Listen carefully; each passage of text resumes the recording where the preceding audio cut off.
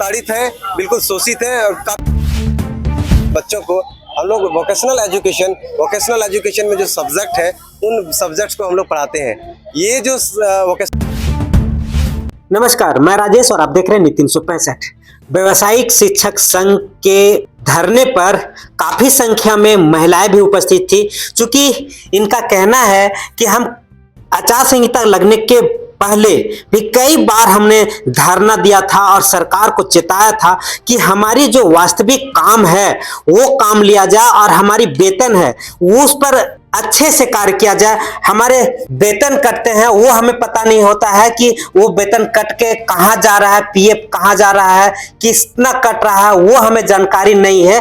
तो हमें इस सब की जानकारी होनी चाहिए और जो महिलाओं की जो छुट्टी होती है वो सेंक्शन किया जाए।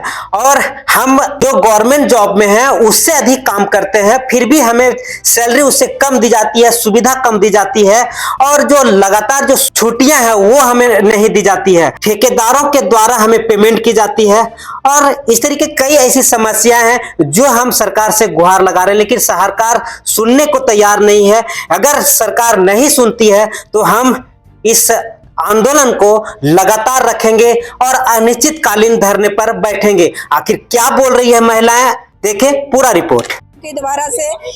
और ना मैटरनिटी लीव है, ना ही एसएल है, और एक तो घर से दूर जॉब करते हैं जिसमें आने जाने में 100 रुपया का पर डे का खर्च होता है और सैलरी नहीं मिलने के कारण हम लोग को सर्वाइव करना बहुत ही मुश्किल हो रहा है। और इसलिए हम लोग यहाँ धरना प्रदर्शन 2 दिवसीय धरना प्रदर्शन में हम लोग सभी लोग मिल करके आए हुए हैं। हम लोग चाहते हैं कि ये जो जॉब है वो तो समायोजित, जैसे हरियाणा, असम, गोवा ये सब में समायोजित हुआ, उसी तरह यहाँ भी ये जॉब समायोजित किया जाए और हम लोग को समान वेतन देने का कष्ट किया जाए। हर स्कूल में जो अदर शिक्षक है उन लोग को एसएल मिलता है, मैटरनिटी लीव मिलता है, बट हम लोग को क्या है कि एक ही स्कूल में रह करके ये सबसे हम लोग वंचित हैं, जो कि ये सौतेलापन जैसा व्यवहार हमको लगता है, तो ये सही नहीं है।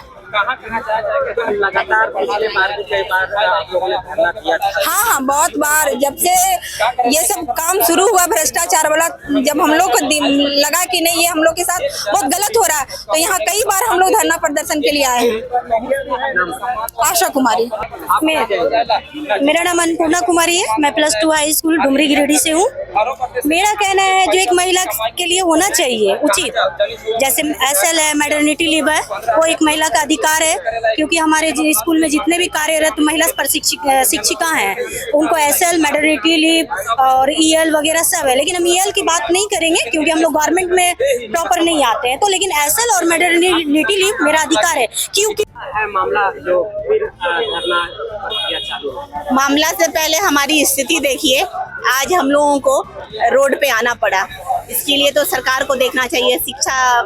जो भी शिक्षा परियोजना है उनके कारण आज हम लोग रोड पे आ गए हैं। हमारी बहुत सारी मांगे हैं जो डिपार्टमेंटल मांगे हमने बहुत पहले से 8 साल से लोग, जब से ये प्रोजेक्ट स्टार्ट हुआ है झारखंड में 2015 से ये प्रोजेक्ट चल रहा है और 2015 से हम लोग कार्यरत हैं और तब से हम लोगों ने रिटर्न बोल के बहुत सारा डिमांड किया है। जेईपीसी से हमारा कभी भी कोई बात को रखा नहीं गया। जब भी जेईपीसी के बात रखते हैं तो वो कहते हैं आप अपनी कंपनी से बात करो, क्योंकि हम लोग का जो भी ज्वाइनिंग हुआ है वो थर्ड पार्टी से हुआ है।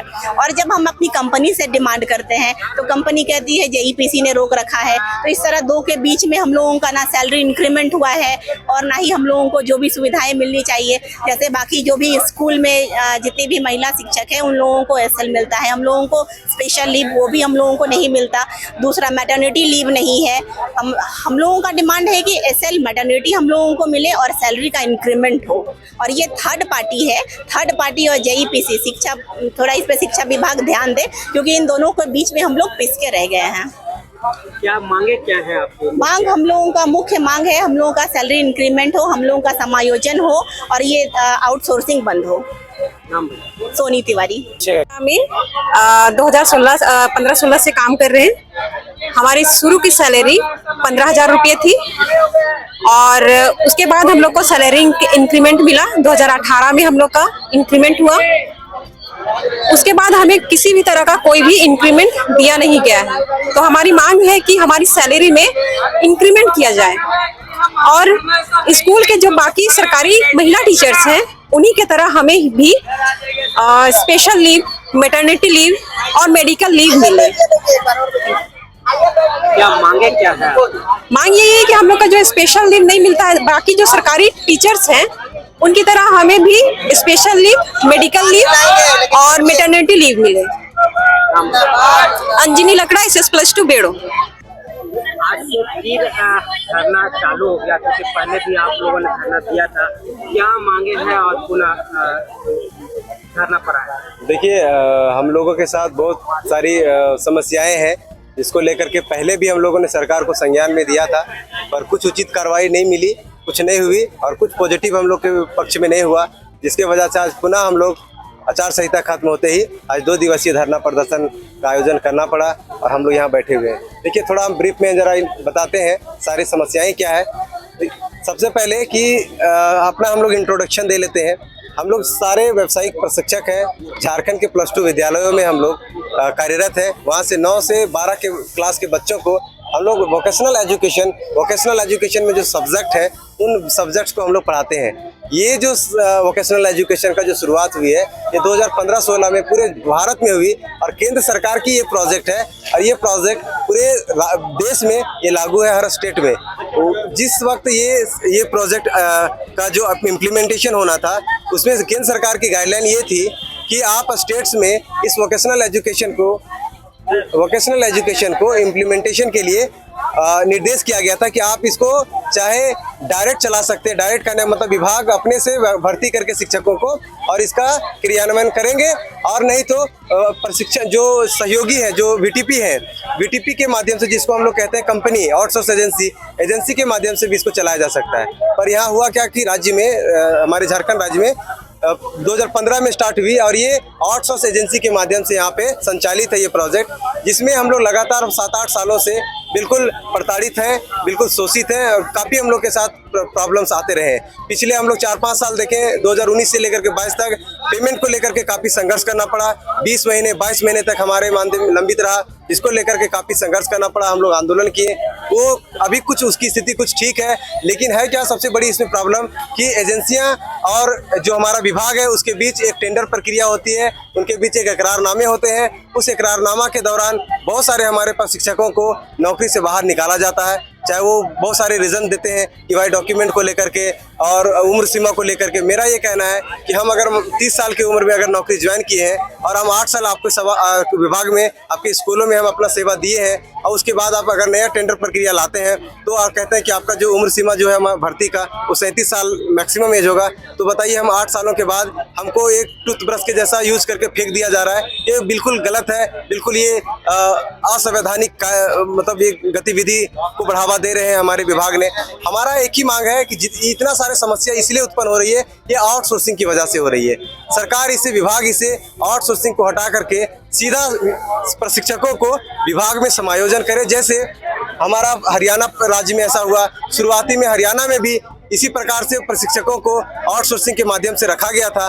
बाद में इसका अवलोकन किया गया शिक्षा विभाग के द्वारा और जो इसका कृतियों को देखते हुए, इसके डिफेक्ट्स को देखते हुए वहाँ के सरकार ने इनको विभाग में सीधा समायोजन कर और अच्छा से वहाँ पे संचालन हो रहा है और हरियाणा आज देश का नंबर 1 व्यावसायिक शिक्षा में है। वो मेरा हम लोग का यही मांग है कि हम लोग सरकारी नौकरी के लिए हम लोग नहीं कह रहे हैं कि हम लोग को स्थायी दीजिए, हम लोग को बस इतना कीजिए कि जो ठेका पड़ता है उसको समाप्त कीजिए और उसमें प्रशिक्षकों को सीधा समायोजन कीजिए।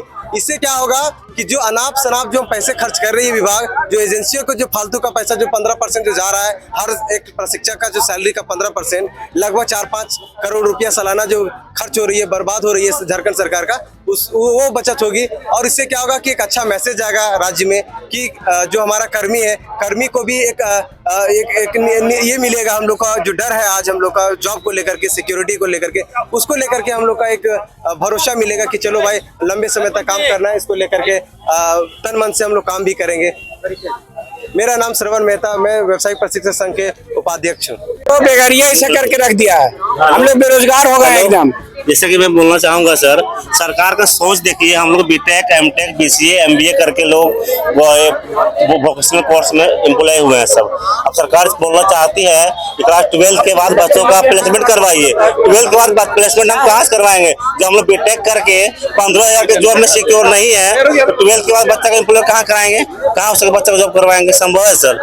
नहीं संभव है ना। इसके मैं झारखंड सरकार को और शिक्षा विभाग को दोषी मानता हूँ। झारखंड सरकार हम लोगों के लिए कुछ उचित व्यवस्था करे ताकि हम लोगों का गृहवृत्ति चल सके। हम लोग झारखंड सरकार से ये रिक्वेस्ट करना चाह रहे हैं कि हमारी जॉब को सिक्योर करें। सर हम लोग बहुत मेहनत करते हैं, यहाँ एक एक बीटी ऐसे हैं जो 50-60 किलोमीटर दूर से जाते हैं, अपनी सेवा देते हैं, बच्चों का स्किल डेवलपमेंट करते हैं, उसके बाद उसके जॉब के लिए भी हम लोग ये करते हैं, इंटर्नशिप वगैरह करवाते हैं। तो हम लोग चाहते हैं सर हमारे जॉब पे जो खतरा मंडरा रहा है वो खतरा को दूर किया जाए और हमारे जॉब सिक्योर किया जाए। और दूसरा हमारे सैलरी जो इंक्रीमेंट किया जाए, जो अभी 8 साल से 7 साल से 1 रुपया इंक्रीमेंट नहीं है सर। आज के डेट में सर एक लेबर का भी मेरे ख्याल से 15,000-20,000 रहता है सर, अगर वो 500-400 रुपया दिहाड़ी कमाता है तो हम लोग का सर 20,000 है, उसमें 2,000 TDS काट लेती है कंपनी, 18,000 रुपया आता है सर। फैमिली और परिवार बच्चे वाले कैसे चलाएंगे, उसके बाद भी जॉब का खतरा है। तो हम लोग आप लोग के माध्यम से ये रिक्वेस्ट करना चाहते हैं सरकार को कि हमारी सैलरी इंक्रीमेंट किया जाए और हमारे जॉब को सिक्योर किया जाए, बस यही डिमांड है। Thank you.